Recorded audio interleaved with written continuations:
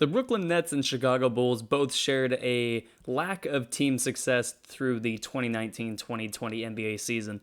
Even though the Brooklyn Nets did make the playoffs as the 7th seed, both teams finished with a record that was less than 500 and didn't really see much team success other than a few wins here and there. However, through that lack of team success for both the Chicago Bulls and the Brooklyn Nets, both teams were able to find success with some young players for their roster. For the Chicago Bulls, the young 25-year-old combo guard Zach Lavine had probably one of the best seasons out of any player in the NBA. Even though he did not make the All-Star team, Zach Lavine provided about 25 points, 5 rebounds, and 4 assists on pretty efficient numbers as well. And for the Brooklyn Nets, young guards Karis LeVert and Spencer Dinwiddie were able to carry the load offensively, while All-Stars Kyrie Irving and Kevin Durant were on the mend.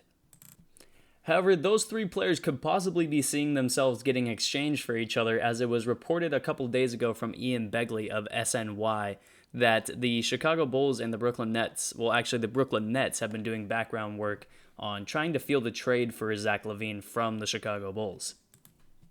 Although it wouldn't really make sense for the Chicago Bulls to get rid of one of their few successful players that they've had over the past few years, it would make sense for Zach Lavine to be looking for a trade, as he has expressed his frustration and he has been pretty vocal about his frustration with head coach Jim Boylan over the past year or so. And although it would seem weird for the Brooklyn Nets to get rid of their two young guards who have pretty much seen this team go from a bottom-feeding team to one of the top teams in the East, it would seem weird for them to get rid of them. However, the Brooklyn Nets having a chance to add Zach Lavine to a roster that already features Kevin Durant and Kyrie Irving would be too good of an opportunity for them to pass up. Kyrie Irving was vocal during the season that he thinks that even with Kevin Durant on the court, the Brooklyn Nets would be in need of adding a third guy who could carry the load offensively, and Zach Lavine would be one of the few players who could do that for the Nets, as he is one of the rare guys in this league who could play with a team that already features Kevin Durant and Kyrie Irving and still be able to bring his full offensive skill set to the table.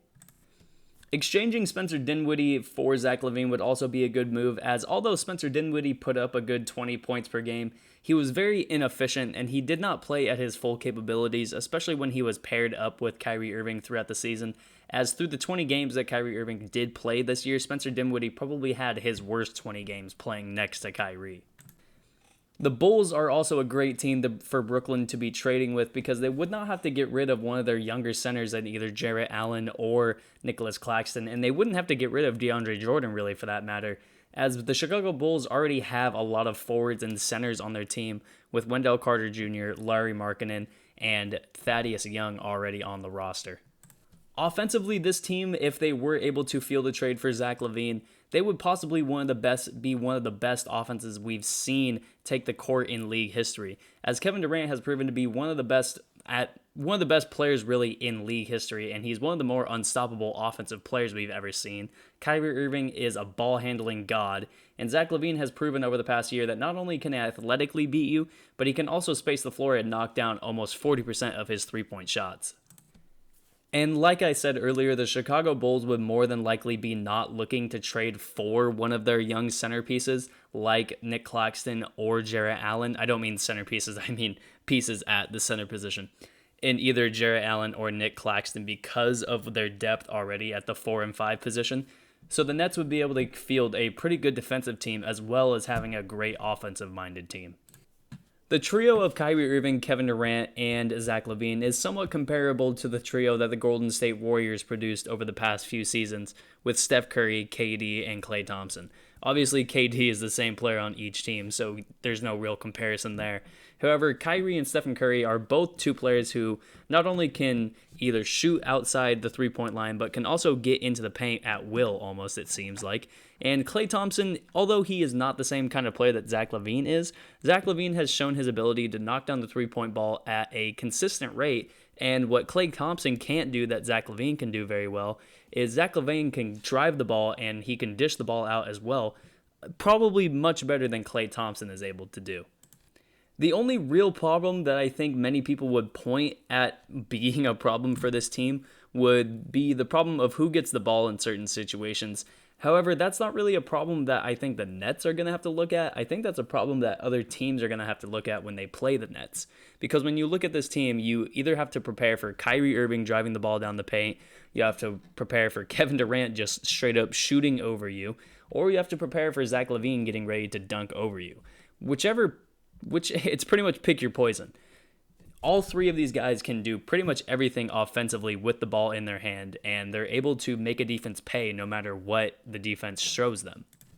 The only other problem that would be for the Brooklyn Nets if they made this trade would be sacrificing a little bit of bench depth, because they more than likely will have to get rid of either one or both of Karis LeVert or Spencer Dinwiddie, both just because Chicago would be looking to get a player that can somewhat match what Zach Lavine can do.